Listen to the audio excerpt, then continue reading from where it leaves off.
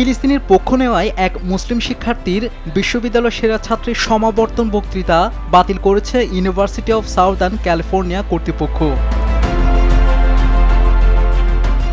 শিক্ষাজীবনে ভালো ফল ও ক্যাম্পাসের বিভিন্ন কার্যক্রমে সক্রিয়তার ভিত্তিতে শিক্ষার্থীদের মধ্য থেকে একজনকে ভ্যালেডিক্টোরিয়ান স্বীকৃতি দেওয়া হয়।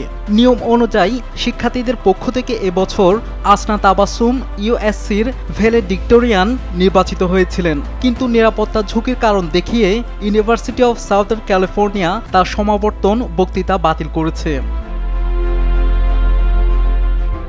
বিশ্ববিদ্যালয়ের প্রভোস্টের কার্যালয় থেকে ইমেলের মাধ্যমে শিক্ষার্থীদের এ তথ্য জানানো হয়েছে।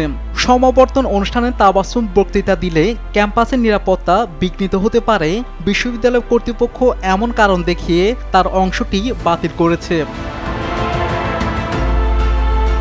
আসনা তাবাসসুমের ইনস্টাগ্রাম প্রোফাইলের বায়োতে ফিলিস্তিনপন্থী একটি ওয়েবসাইটের ঠিকানা দেওয়া। মূলত এ অভিযোগে ইসরায়েলপন্থী শিক্ষার্থী ও অ্যালামনাইদের একাংশ তাকে ভ্যালেডিক্টোরিয়ান নির্বাচিত করার পর থেকেই বিরোধিতা করে আসছিল।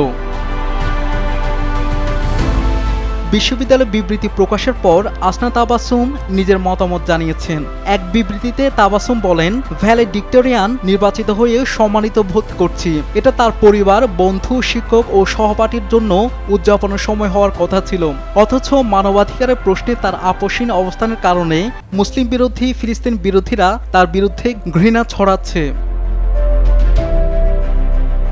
তাবাসসুম আরও জানান, বিশ্ববিদ্যালয় এই সিদ্ধান্ত তাকে গভীরভাবে মর্মাহত করেছে। তিনি বলেন, যারা তার বিরুদ্ধে ঘৃণা ছড়িয়েছে তারা তাকে অবাক করেনি, কিন্তু কর্তৃপক্ষের সিদ্ধান্তে তিনি বিস্মিত হয়েছেন।